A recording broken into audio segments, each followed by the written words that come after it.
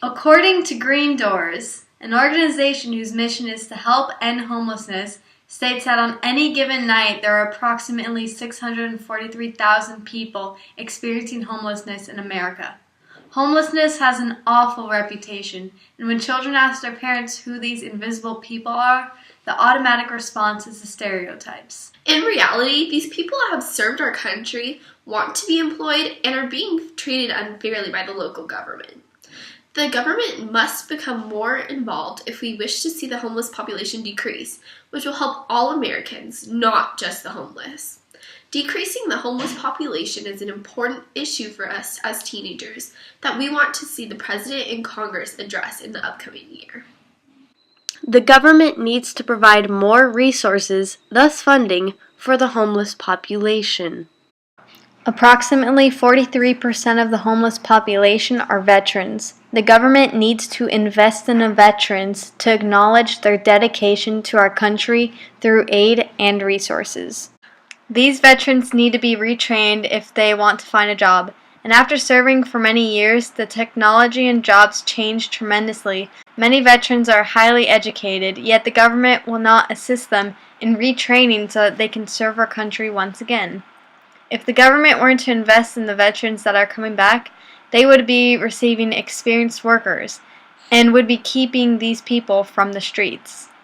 As of 2014, there were over 130,000 veterans living in shelters and transitional housing in the United States.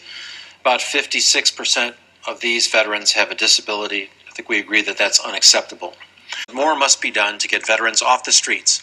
The government needs to continue their growth of the Veterans Retraining Assistance Program, which takes veterans off the street in order to give them 1 year of training with pay, allowing them to pursue jobs that have prerequisites. According to military benefits, the VRAP is restricted by the government to only accept 45,000 veterans to go through the VRAP program out of the 21.8 million veterans in the USA. If the government were to expand this program, they would be able to keep jobs full as well as helping the veterans stay off the streets. It is the government's job to provide resources for their people, ensuring that they will live a stable, secure life. Part of the government's role is to guarantee that there will be enough jobs for everybody.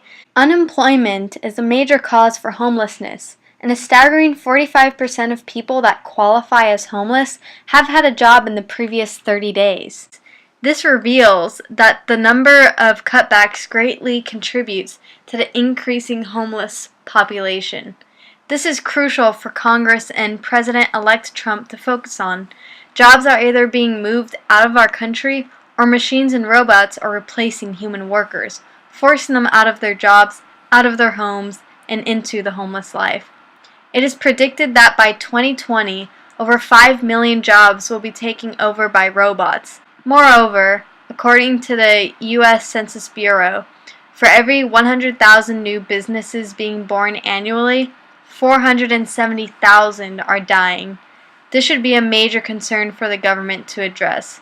With businesses steadily closing, the number of jobs available are rapidly decreasing. The federal government must become more involved with local and state governments in their efforts to stop the growth of the homeless population.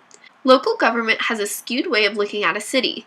They tend to look at the city as an economic opportunity rather than as a place that they should aid their citizens. The federal government needs to step in and help local government understand the magnitude of the homeless population, drawing them away from their economic needs and towards their morals. This past June in San Diego, the Environmental Services Department posted notices to the homeless people of the downtown area, alerting them to remove their belongings, most likely due to the All-Star game. Otherwise, police enforcement would have taken it away. Can you imagine what it would be like to have no place to stop, put your belongings down, or sleep?